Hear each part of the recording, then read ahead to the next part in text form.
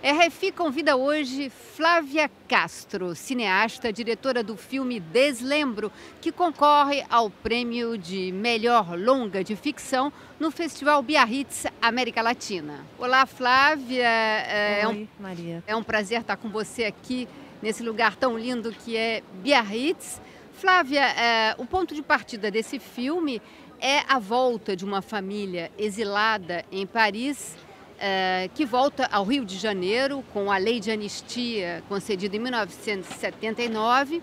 Essa família então regressa ao Rio e o filme coloca o ponto de vista de uma adolescente vendo essa chegada.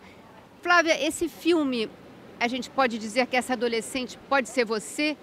Esse filme pode ser considerado uma autobiografia? Sim, em parte é autobiográfico. O contexto todo do filme realmente é o contexto da minha vida, da minha adolescência e tudo.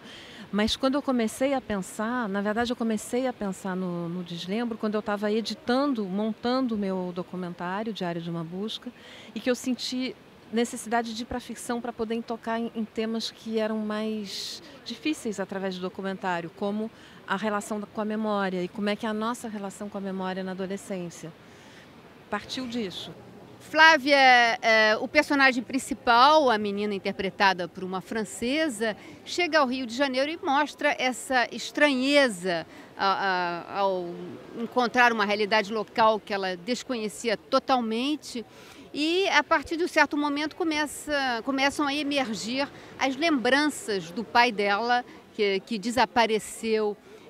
Isso, em parte, seria a sua história? Parte, assim, eu não tive um pai desaparecido. A história da Joana não é a minha, mas, sem dúvida, a volta para o Brasil, esse estranhamento e depois também a relação com a natureza, essa coisa de sair um pouco dos livros, que era o universo no qual a personagem vivia totalmente, e ir para o mundo mais físico, mais sensual e mais ligado à natureza.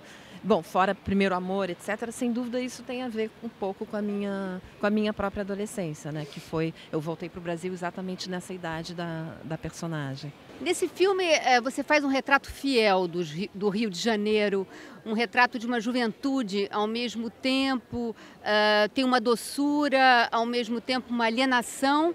E essa adolescente que traz essa memória da violência da ditadura militar. São vários registros, né?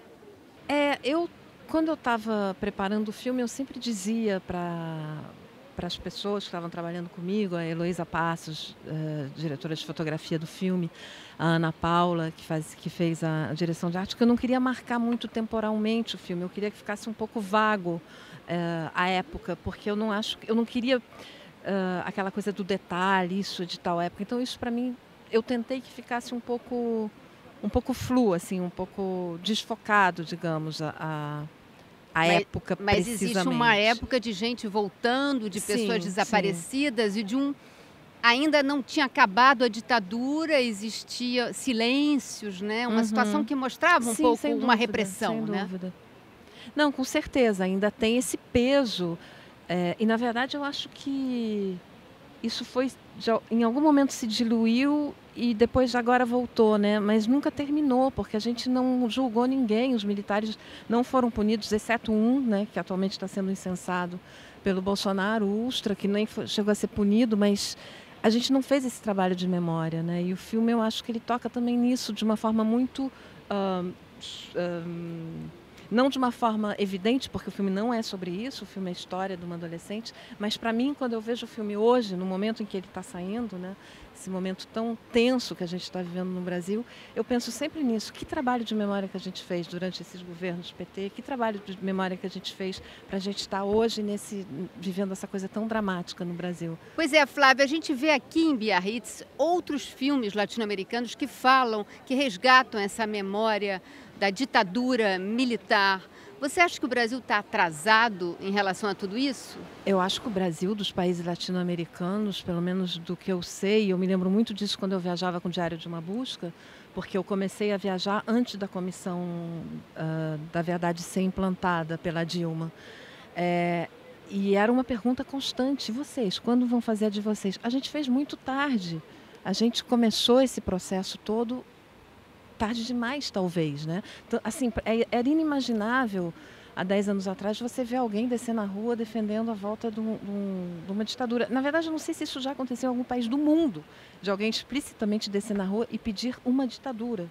Um regime militar, acredito até que tenha já acontecido, sei lá, mas enfim, é muito louco. Chegou é muito ao louco extremo. ver torturador ser insensado.